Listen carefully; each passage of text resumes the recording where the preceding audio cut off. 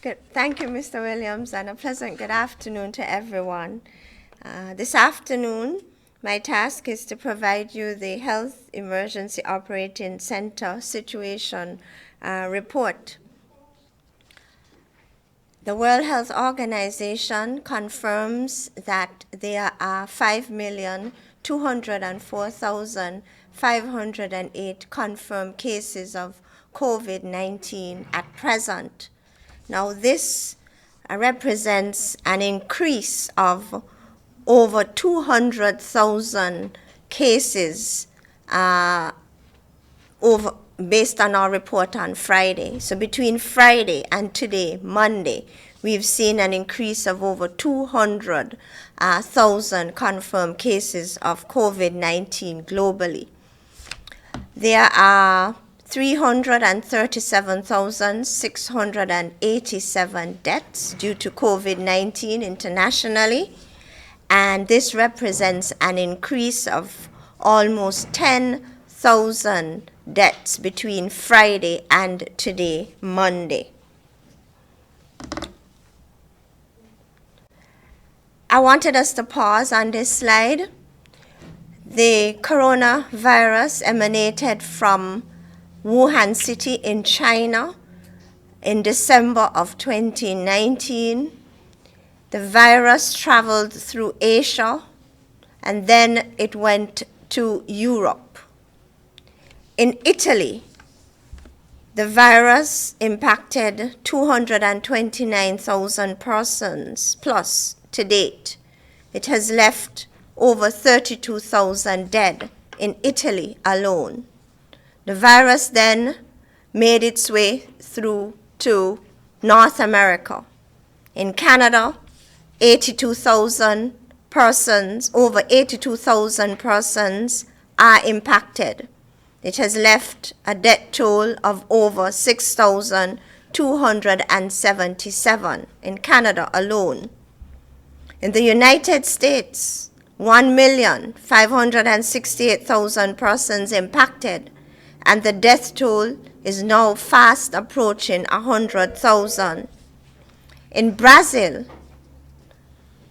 over 330,000 persons are impacted by the coronavirus.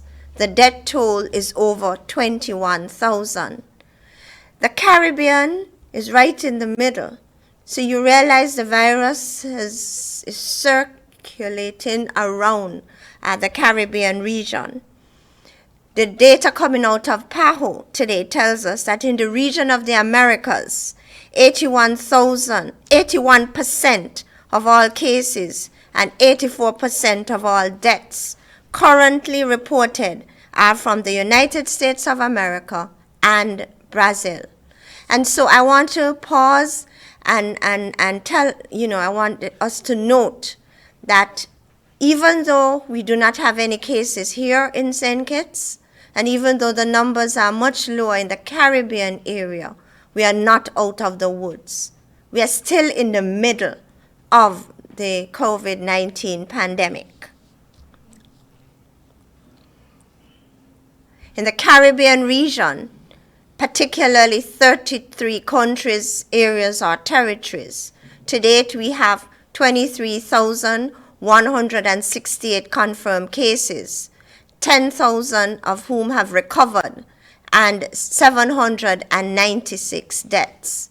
Again, the Caribbean region is surrounded by territories that are seriously impacted by this COVID-19 outbreak. This coronavirus disease has caused unprecedented changes. The United States has halted some US 400 million funding to the World Health Organization. There's a rise in unemployment. Sports. Just yesterday I read Germany is calling their footballers of the two main football leagues to start practicing. They are thinking of, starting football without spectators. That's going to be interesting. We are seeing a rise in drive-in theaters, even drive-in church or worship. Healthcare workers are facing attacks as they travel to and from work. So these are just some of the unprecedented changes that we are experiencing because of this virus. All our lives have changed. At present, we have tested over 394 persons. 379 of these results have returned negative, 15 returned positive. Today we have no results pending. We have 4 persons in a government-assigned facility at present, and 815 persons would have been released from quarantine. Again, our 15 cases have all recovered.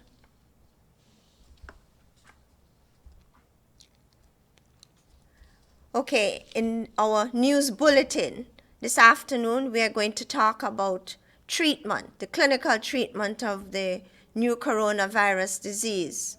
Sometime back in March, April, we would have heard that hydroxychloroquine, which is one of the anti-malarial drugs, seems to be beneficial in terms of the treatment of in-hospital patients, meaning persons who would have been admitted to the hospital for treatment of COVID-19. And so that was positive news.